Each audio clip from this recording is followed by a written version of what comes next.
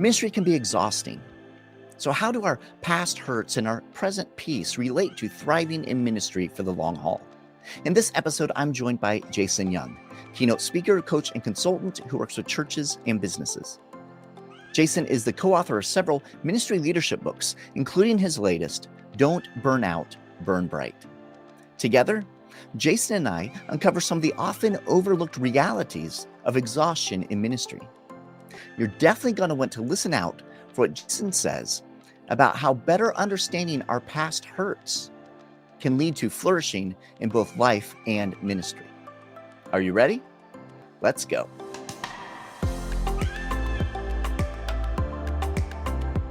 Hello, friends, and welcome to another insightful episode of FrontStage BackStage. I'm your host, Jason Daye, and every single week I have the honor, the privilege really, to sit down with a trusted ministry leader and dive into a topic, all in an effort to help you and pastors and ministry leaders just like you embrace a healthy, a sustainable rhythm in both life and ministry. We are proud to be a part of the Pastor Serve Network, and each week, along with these episodes, our team creates an entire toolkit for you and your team at your local church to dig more deeply into the topic at hand. And you can find that at pastorserve.org/network. There you'll find additional resources, including a ministry leader's growth guide. And we encourage you to avail yourself of that resource that we have for you. And then at Pastor Serve, we love to walk alongside of pastors and ministry leaders. And we have a team of trusted, experienced coaches across the country. And we are offering a complimentary coaching session to pastors. And if you'd like to learn more about that, you can go to pastorserve.org/free session. Now, if you're joining us on YouTube, please give us a thumbs up and take a moment to drop your name and the name of your church in the comments below. We love getting to know our audience better, and we'll be praying for you and for your ministry. And whether you're following us on YouTube or your favorite podcast platform, please be sure to subscribe or to follow so you do not miss out on any of these great conversations. I am excited to welcome Jason Young to the show. Jason Young, welcome to FrontStage BackStage. Jason, good to see you, buddy. Good to see you, man. Good to have you. Thank you for making time to hang out with us. Now, as we all know, and all those watching along, all those listening in, we know that ministry leadership is exhausting, right? Sure. That's just the reality. That's the world in which we live. As pastors and ministry leaders, we know this, we feel this, we experience this. But Jason, we do not always take time to really, investigate that exhaustion or dig into it, right? Jason, why do you think we often just accept exhaustion as kind of part of the assignment, part of what it means to be in ministry? Oh, wow. Such a huge question to start off.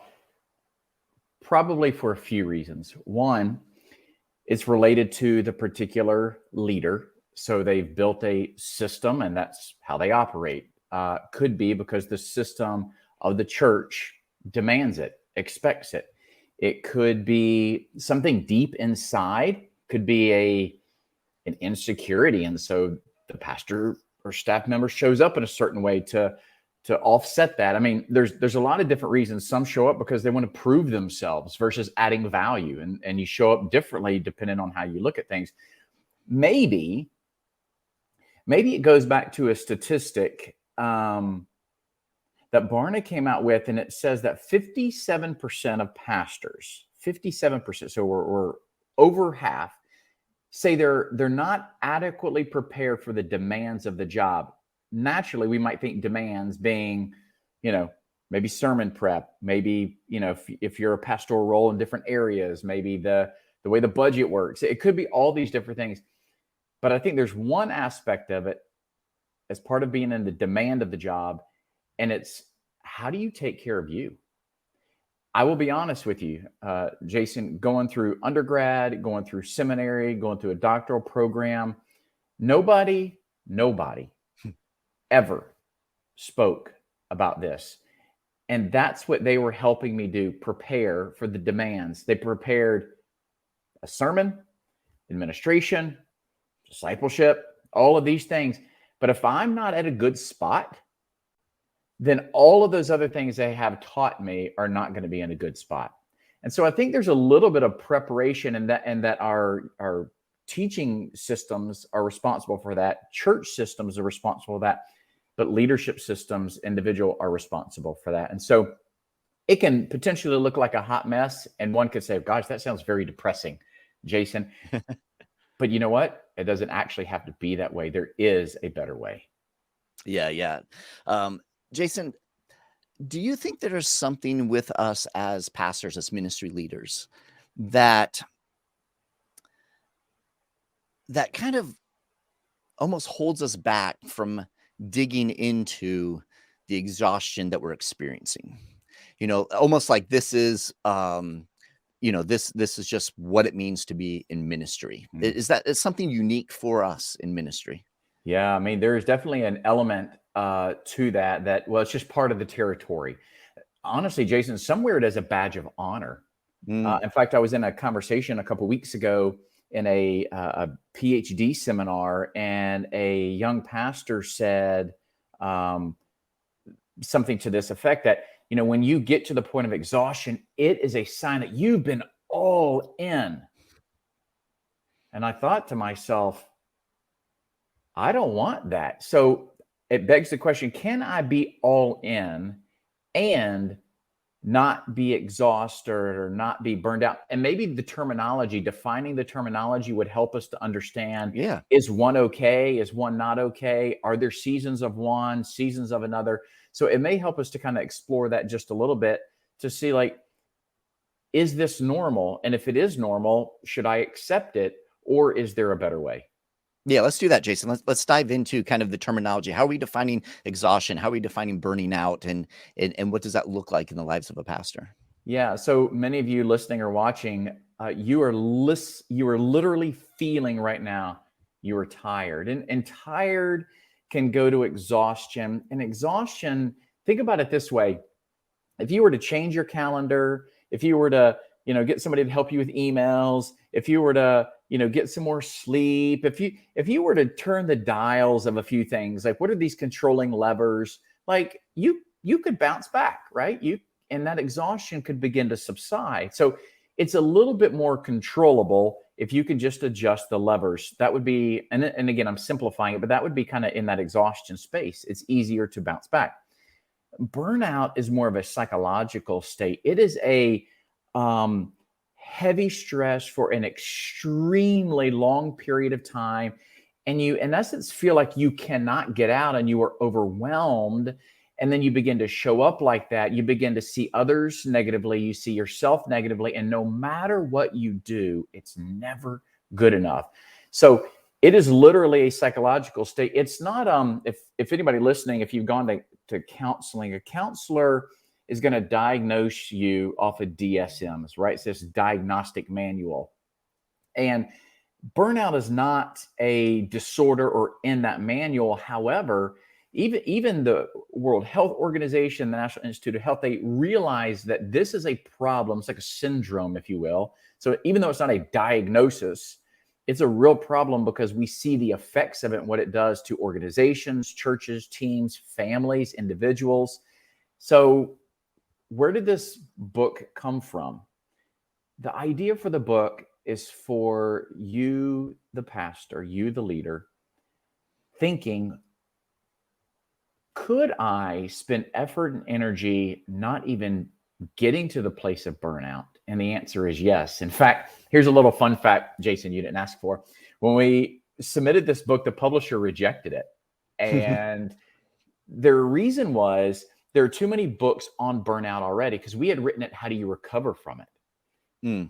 True, the market is saturated, but here's also an interesting fact. We're also seeing the highest levels of burnout than we've ever seen. So if the market is saturated and we're seeing the highest levels of burnout, evidently the market saturation isn't answering the problem or meeting the need. So what could we do? So we kind of backed up when they said, oh, it's cute and all, but no thanks. And we literally flipped this whole thing and said, wait a minute, what if you didn't have to burn out? Because there was this idea, that's just kind of what happens, right? Comes with the territory. You got to love people and you're doing this for Jesus, which is a whole nother thing that kind of gets so misconstrued that taking care of yourself is selfish. That's what I was told. Mm. And when you're thinking about you, you're not thinking about people, and you're not thinking about Jesus. When we could touch on that. So we flip the book, we invert it, and we said, you know what? There is a better way. And the better way is, if you're going to spend energy and effort on the front end of burnout or on the back end, why not choose to spend on the front end to build healthy systems, healthy relationships, mechanisms, etc., that can actually prevent it, so that you can burn bright at your church, in your family, with your friends. Like, that's the better way. Yeah, I love that. And it's saying burnout is not inevitable. That Right. burnout is not the life of the pastor or the ministry Right. leader. That is not, you're going to go nonstop until you finally breathe your last and you've spent it all, left it all on the Yes. field. Yeah, that's that sort of mentality, which we often, we hear about, we think about, and we kind of create things around this, and people sit back and almost in awe of the sacrifice, right? Yes. And there is sacrifice involved, without a doubt, but that does not need to lead to burnout. And I love that. I love that approach, Jason. One of the things that you touch on, among many things throughout the book, fantastic resource, but one of the things that really stuck out to me was you spent some time, you spent a chapter on the idea of past hurts in ministry. Yeah. Which I thought was incredibly powerful, because all of us have experienced pain in ministry. I mean, if you're in ministry, if you're working with people, if you're serving people, if you're living and serving in community, guess what? You're going to be hurt at some point, Yeah. and so all of us watching, all of us listening in right now, we all can think of those moments, those times where people have hurt us. And oftentimes hurt is unintentional. Yeah. But there are times, and we probably all experienced this at some point in ministry, where someone is intentional in what they're doing, in the hurt that they're causing. Yeah. So as pastors and ministry leaders, we experience a lot of pain, because not only are we living in community with others, but we are often making a lot of the decisions that impact the community, right? We're involved in that. We're really engaged with a variety of people throughout the community. We're in the thick of these relationships. And so that makes us a little more susceptible maybe to some of those hurts, Yeah. and some of that pain. You share, Jason, that this pain, these hurts, they can build up over time or add up over time, which can lead us to develop. And I love this conversation that you have in the book about these sensitivities. Yeah. That's what you guys talk about. I think this is something. I mean, I've as a pastor ministry leader myself, talking to pastors and ministry leaders all over the country for years. I think the sensitivities, there's something to this, right? Like, I'm glad that you include this chapter. I would love for you to talk to us a little bit about the pain that pastors experience, and then this idea of sensitivities and how we can recognize these sensitivities and like you said, not allow it to take us down the road toward burnout. Yeah. Recognize them and thrive and flourish. So talk to us a bit about this pain and these sensitivities. Yeah. If you're human, somebody's hurt you before. If you're human, you've hurt somebody before. The reality is we're human and we're broken people. You know that. You preach these messages all the time.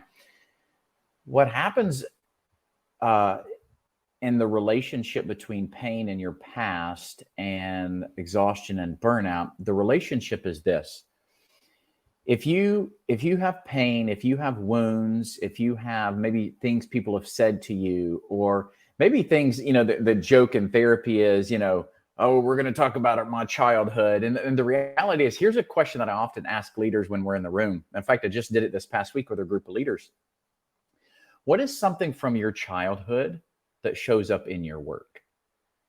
What's something from your childhood that shows up in your work? And when, you kind of pause and think about it, there are a lot of things that we do as adults in our work that for somehow, somewhere in our childhood comes up. But it's not only that, it could have been in your teen years. It could have been in your, young adult 20 years, maybe in your 30s, 40s, 50s, whenever it might be.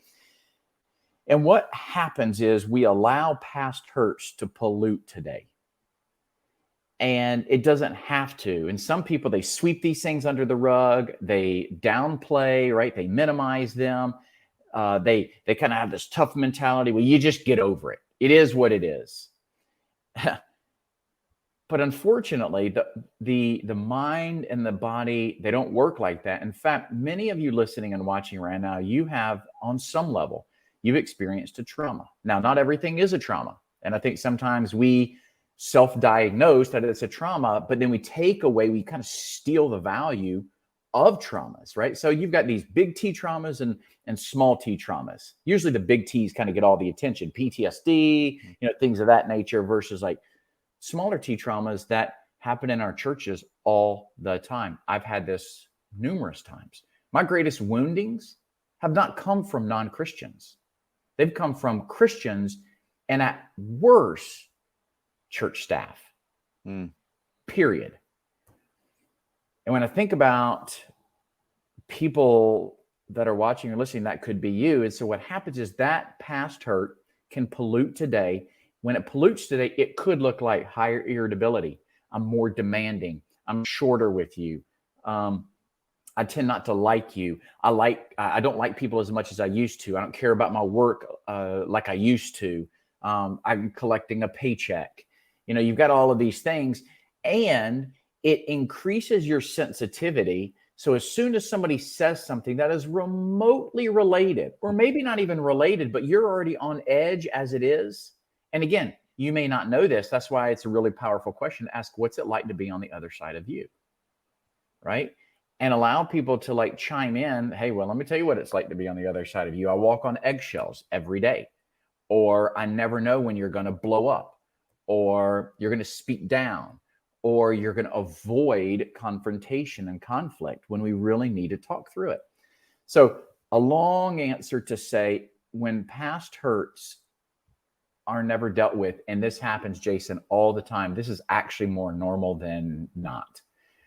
Here's what happens when you have relationships. Every relationship has a rupture, and every relationship loves to have a repair. It needs it. But when you have rupture, and you have 10 ruptures and you have 2 repairs, you're way off kilter. And so you're carrying around way more ruptures that were never repaired or resolved, and the hurts are deep. And the idea when you get hurt is, well, you just move on. You don't. I don't care how tough you are. The body keeps the score. You don't just move on. You can move forward, but how you choose to move forward will determine how healthy you are as you move forward. So it's realizing, do I have hurts? Well, if you're breathing, yes. How are the hurts showing up, right? And for some, they're more apparent than others. They're deeper than others. But as we begin to think about these, the best illustration, and I'll say this briefly, when I think about the life of Joseph in the Old Testament, here's a guy who has every right to be angry, to be retaliatory. But yet when you look at the life of Joseph over 13 chapters, 13 years of his life, that's not what he does, right? And so he didn't allow past hurts to pollute his living in the moment. That is hard. I'm not saying it's easy, but what I am saying is it is possible, and that's the better way. Yeah, I like that, Jason. So let's dig in a little more. It's possible. It's not easy, but it's possible. Yeah. So then how do we begin to do that work in our lives when it comes to those sensitivities, when it comes to those past hurts, that will help us to flourish and thrive, as opposed to, leading us down through this, the painful road that could lead to burnout? Yeah. Some people listening right now, you're suffering in silence. Some of you are, you think about your past hurts all the time, but you feel inadequate to deal with them. For some of you, your past hurts are so overwhelming because they're related to your family that if you say anything, the family's going to get fractured even more. And so what do? And all of a sudden you feel stuck, and then it impacts you, and it's got this tentacle of reach that, whether you like it or not, does find its way in and through your ministry. So what do? Well, massive question. We could spend the whole time on this one. I would say this. It's kind of like going to a theme park. And if I'm trying to get to a particular location, I need to figure out where am I right now. And so maybe the best place to start is to kind of do a little check of where are you? What is a past hurt?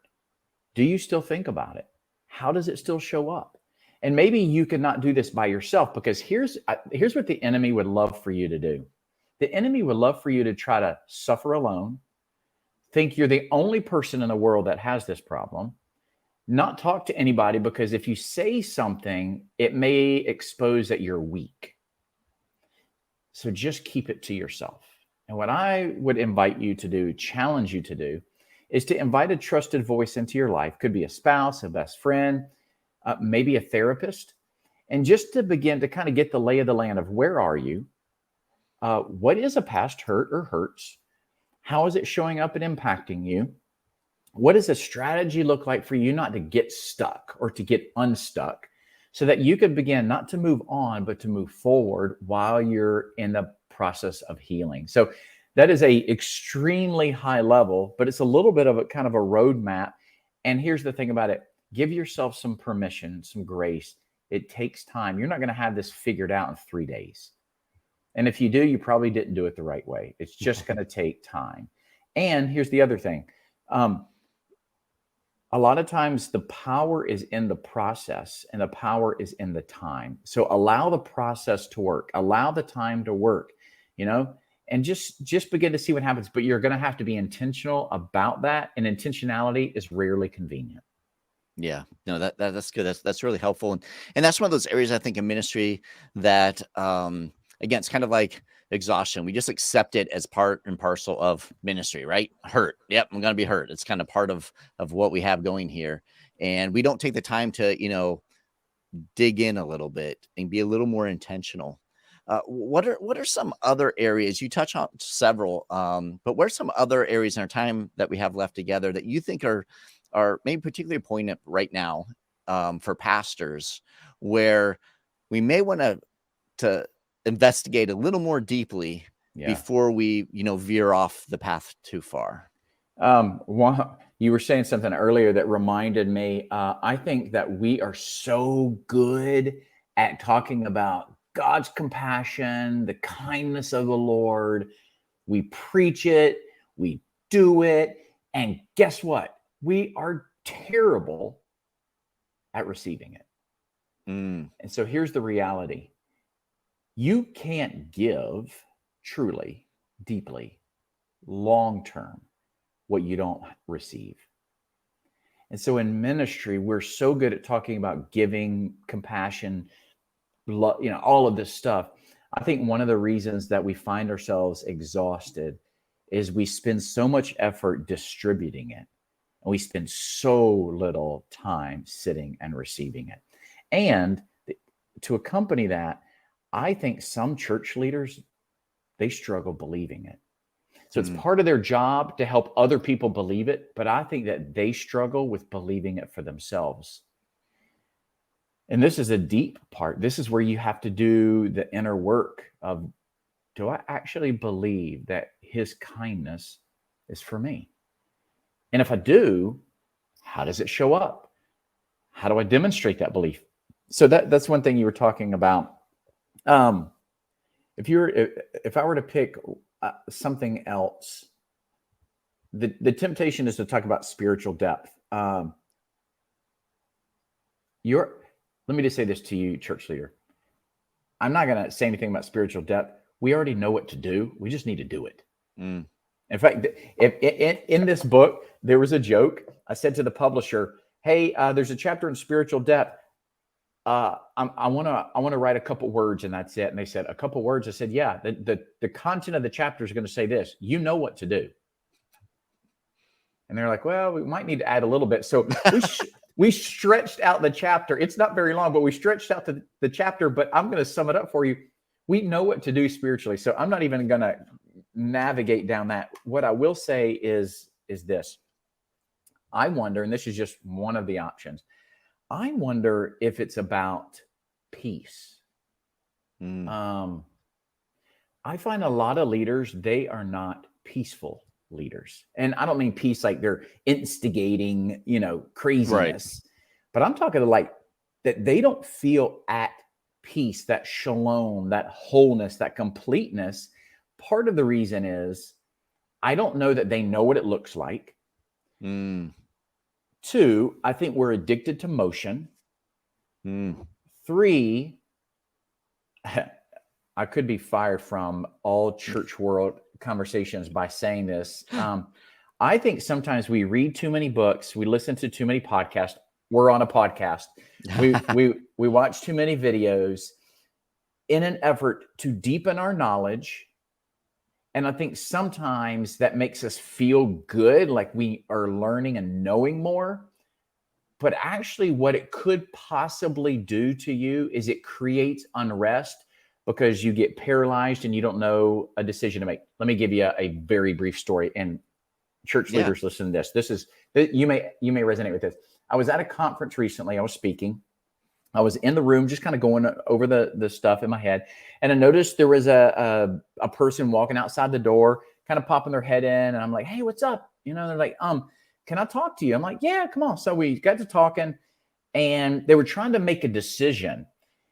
And they said something to the effect of, I'm reading this and I plan on reading this and I'm listening, and I don't normally say stuff like this, but I said, stop.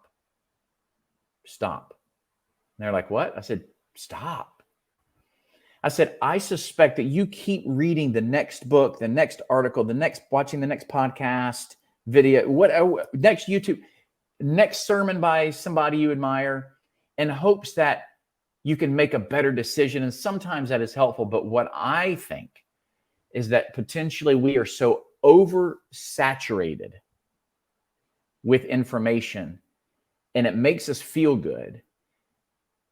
I think sometimes that can actually disrupt the peace in our lives. Also, I think sometimes we let too much of the news in our world or politics in our world or whatever it might be. It's not just books and podcasts. Right.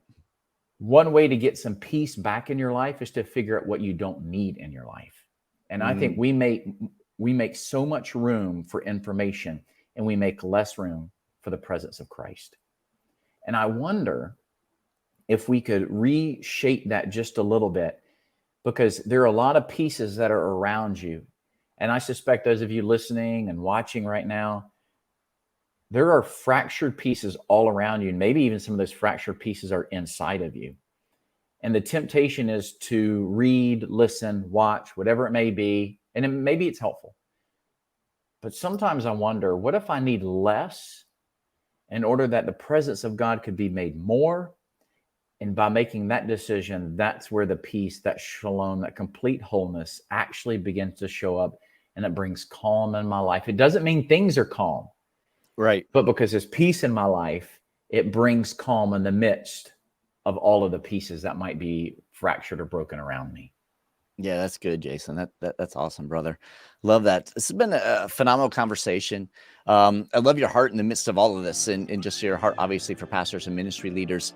If those watching along or listening in would like to connect with you or learn more about Don't Burn Out, Burn Bright, your book, or your ministry, different things that you're engaged in, how can they connect with you?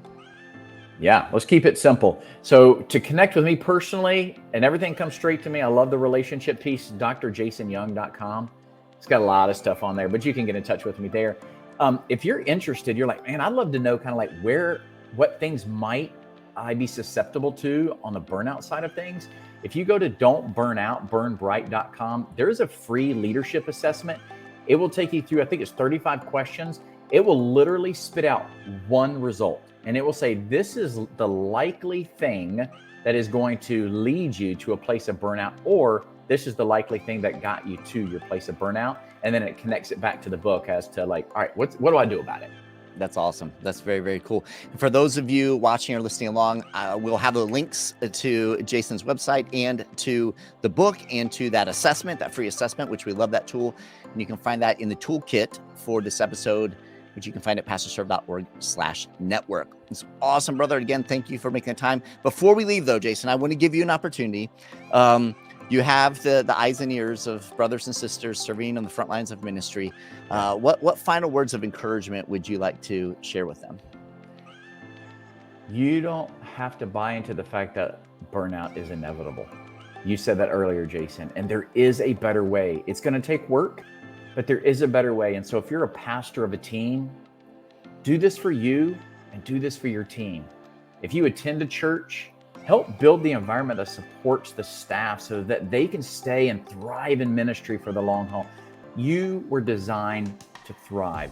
We just have to get you some tools, and you have to put in the hard work in order to make that happen. But thriving is absolutely possible, and that's what you were designed to do. Love it, brother. Great word. It's been so good to have you with us, Jason, on FrontStage BackStage. Thank you for making the time to hang out with us. Thank you, Jason. All right. God bless you. You too, my friend. Now, before you go, I want to remind you of an incredible free resource that our team puts together every single week to help you and your team dig more deeply and maximize the conversation that we just had. This is the weekly toolkit that we provide, and we understand that it's one thing to listen or watch an episode, but it's something entirely different to actually take what you've heard, what you've watched, what you've seen, and apply it to your life and to your ministry. You see, FrontStage BackStage is more than just a podcast or YouTube show about ministry leadership. We are a complete resource to help train you and your entire ministry team as you seek to grow and develop in life and ministry. Every single week, we provide a weekly toolkit, which has all types of tools in it to help you do just that. Now, you can find this at pastorserve.org/network.